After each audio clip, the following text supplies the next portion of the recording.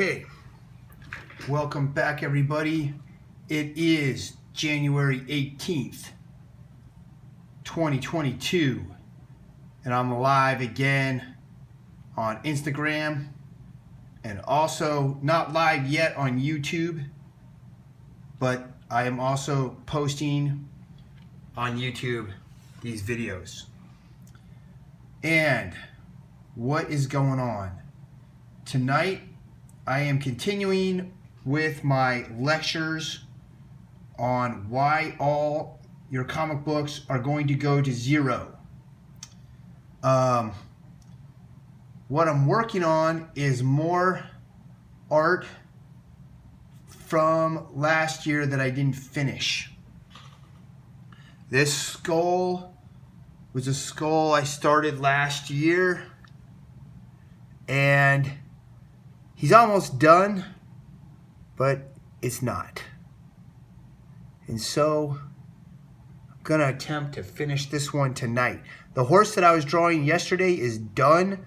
I haven't posted it yet, haven't had a chance, but I will get that posted this week. Okay, so let's continue on with the, I'm gonna continue on with my lectures on why I believe that all the comic books are going to zero. Now, I gave the first reason last night in part 1. If you haven't seen that one, you can go back and watch it. It's up on the channel and on the live stream, or on my YouTube, on one of my YouTubes, and it's on my Instagram. All right, so the second reason why all the comic books, I believe, are going to go to nothing is because of the generational philosophy. Now, or the generational theory. Now, understand that when it comes to the generational theories, you do need to take it kind of with a grain of salt. There's a lot of kayfabe and a lot of BS when it comes to how people try to different sociologists and whatnot try to define various generations. The main concept or idea behind a generation is that you have a group of people that would have a shared cultural experience, or a group of people would have a shared life experience due to the fact that they were born within a time frame relative to one another. Does that really hold up? I don't know. You know, there's people that could have been born within a relative time frame of one another and still had a completely different life experience. So the generational theory or philosophy, you do kind of have to take it with a grain of salt. But the reason why I'm bringing it up is when it comes to the value of comic books as a collectible or an investment, and why I believe it is going to go down exponentially in the next 30 to 50 years, does have to do with this generational theory. And that is that a large number of the books from the Golden Age and Silver Age, especially the key issues that are the most sought after, are held by a very small number of people.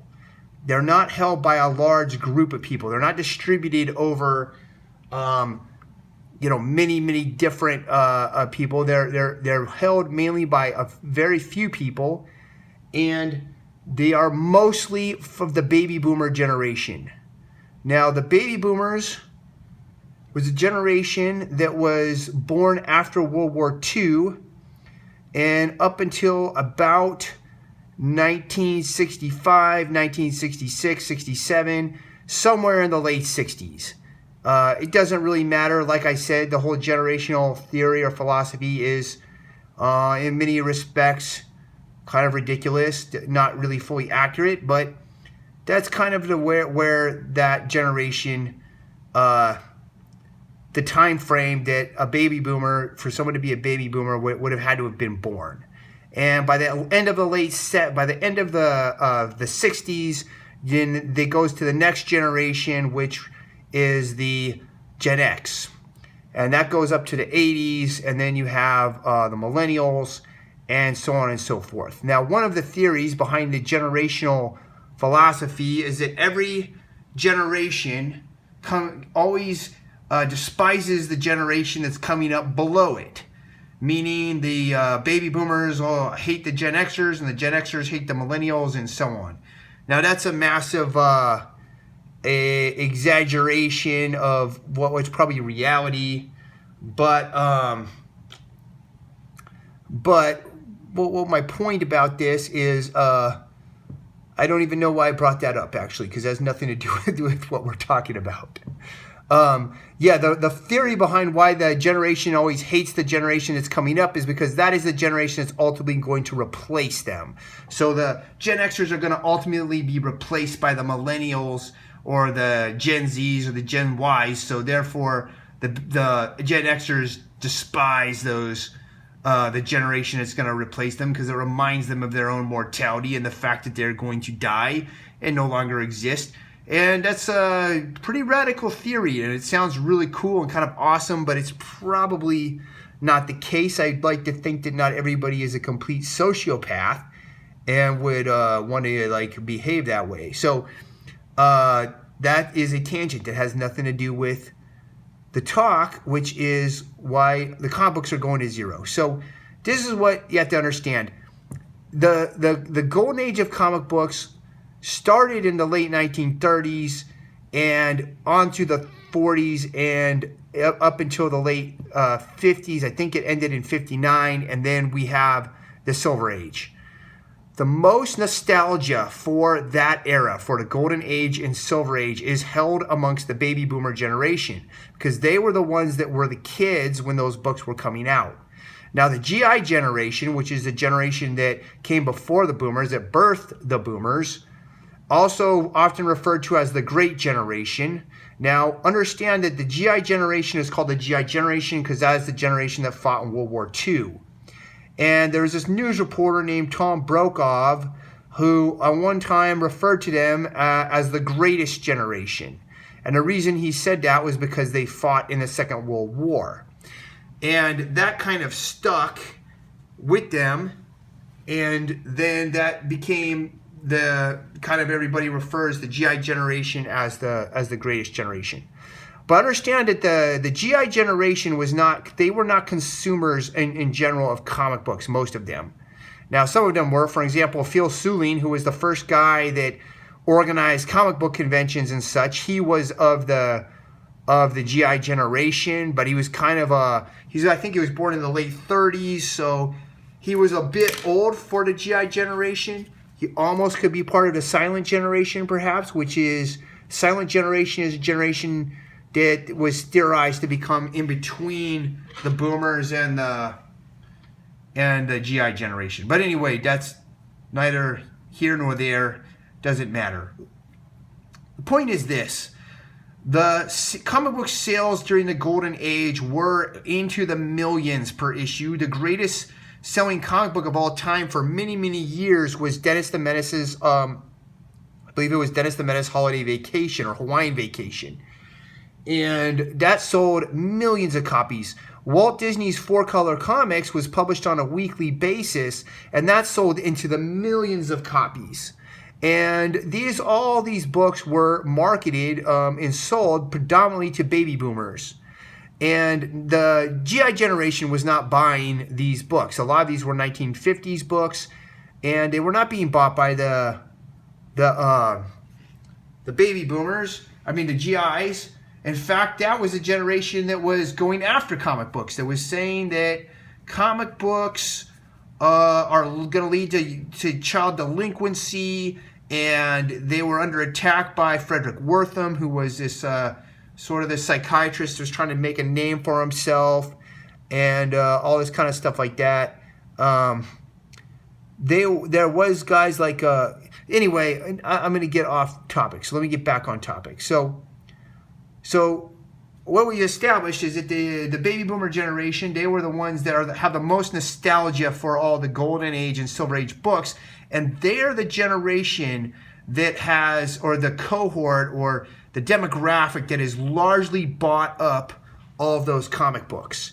I know a lot of people my age from my generation that collect comics, they do not own a lot of Silver Age or Golden Age books. I own a fair number of Golden Age books, probably over 100. I am in the process of liquidating my collection. I am taking my time on that project, though, and I talked about that last time, so I'm not going to go back into it. But my point being about that is I'm one of the only ones that I know that's in my age group that has even a fairly large number of books from the Golden Age. And I don't even really have many books from the Silver Age at all, because it's, in my opinion, the Silver Age is just kind of a cornball age of comic books. The Golden Age is cool because you have all the pre-code horror comics and such that came out during that time that are really gnarly and really awesome. And by the time you're in the Silver Age, you're in the middle of the Comics Code Authority, and everything that was coming out was just kind of lame.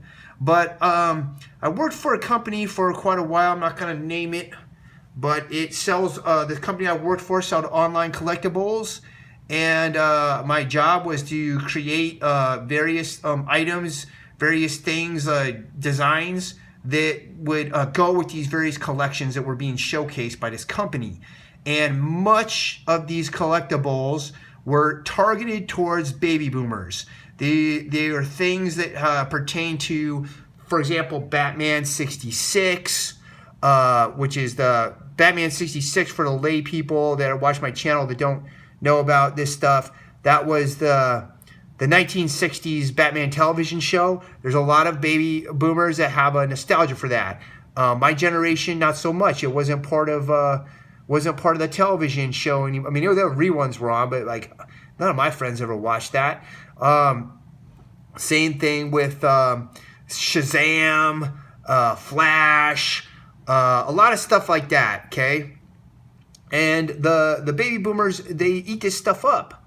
And the last thing that you have to understand about the baby boomer generation is if you took the market cap of everyone that was born from like let's say 1948 or 1950 to 1965, and then you compared it, we'll say 1950 to 1965, and compare it to any other market cap of a cohort, a 15 years span, meaning you're going to take their net worth of all of the people that were born at that time and compare it, you're going to find that the baby boomer generation was able to amass more wealth and more money than any other generation ever in the history, actually, of the world. There's been no generation that has come before or after them that has been able to leverage as much, borrow as much, spend as much, and hold as much money as the baby boomer generation has. Now, there's a lot of reasons why they were able to do that, and that's not really important to this thing. The importance is that I believe that a large reason why we have the astronomical prices that you see in comics, and you see these Golden Age books and these Silver Age books hit these record-breaking sales all the time in recent times, is because the baby boomer generation has been buying these things up for the last 30 years, and they don't sell them. They buy the books that they had a nostalgia for in their youth, and they hold them because they cherish them and they like them. And they have more disposable income to throw at that than any other group of people ever has in the history of the world. And that's why the whole comic book market is just this giant, it's in a giant bubble. Is the speculation investment side of it is in a giant bubble, and I have no idea how much further up the bubble is going to go, or when it's going to pop, or if it will, but I do believe it's going to pop, and I think it's going to happen the next 50 years, and here's why. Because all of these baby boomers that have these massive collections, and understand that the first comic book shops were opened by Robert Bierbaum was one of the first people to own a comic book specialty store, a direct market comic book shop. Same thing with Bud Plant, was one of the first guys. Same thing with Chuck Rosansky, who of the Mile High fame. All of those guys that opened the initial wave of comic book shops in the 1970s, they were all baby boomers. And so that's the other thing to understand. And then if you get into the original art world, I've talked to many people that work.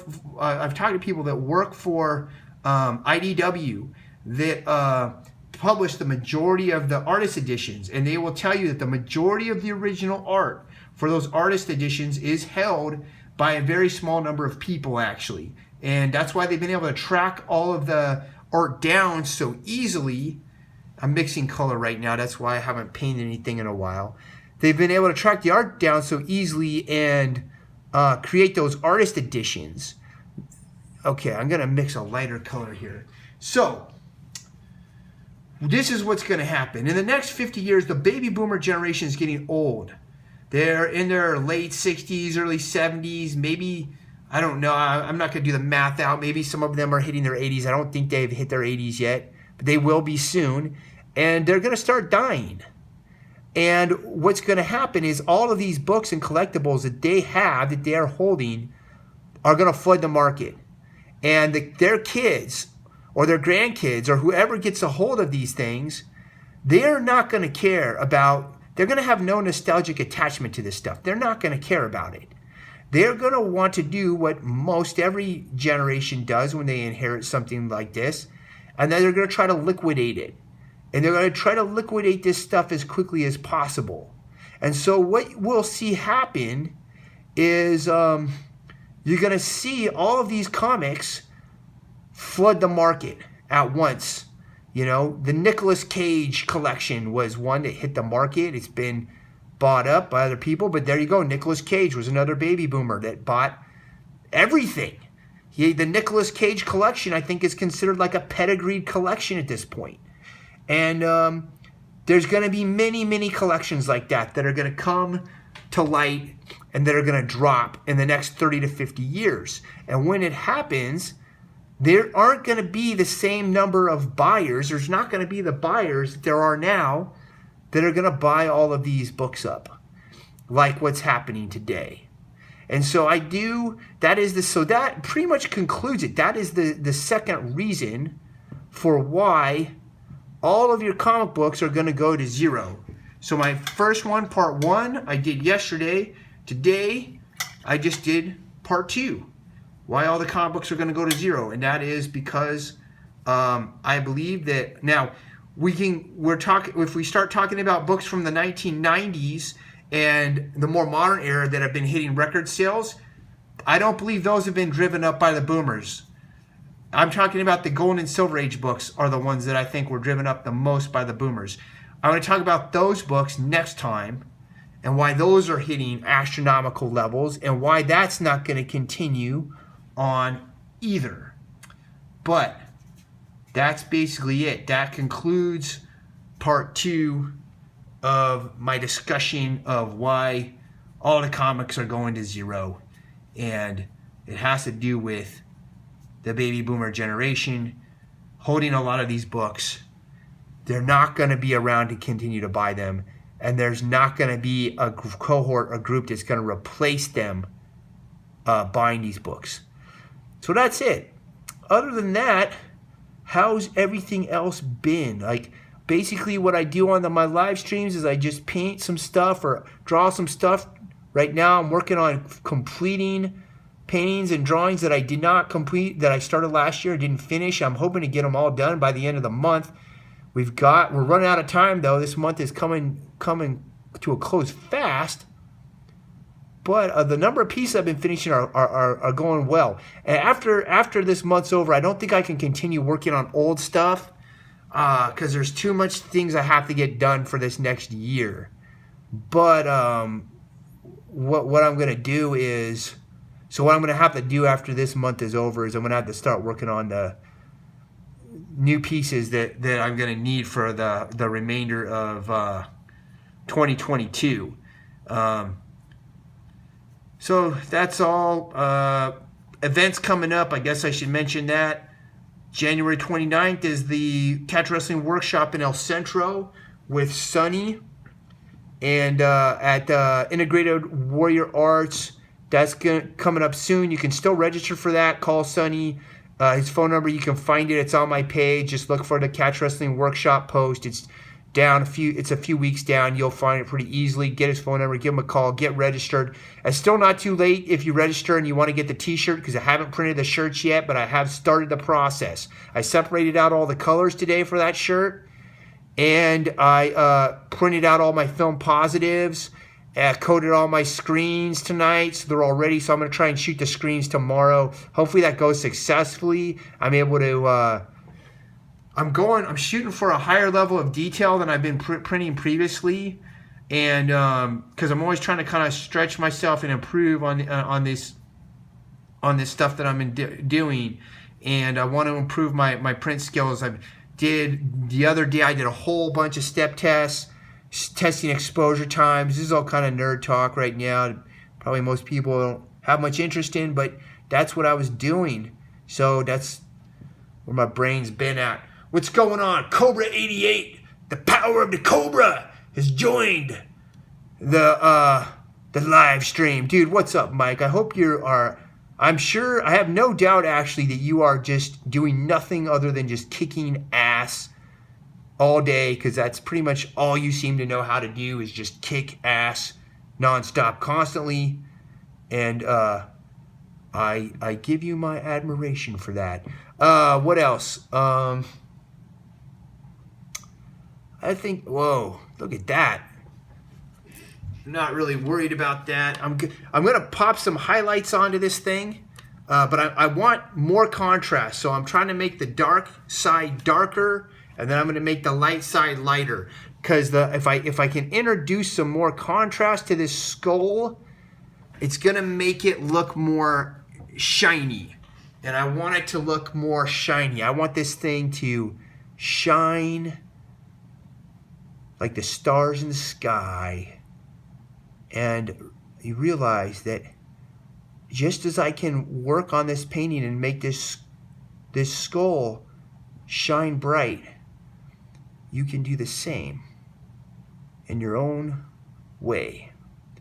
Just don't be afraid to I don't know, I'm talking nonsense. I got to get off here. All right, thanks for stopping in. That's the end of the live stream. I'm out of here. I bid you all, I don't know, goodbye.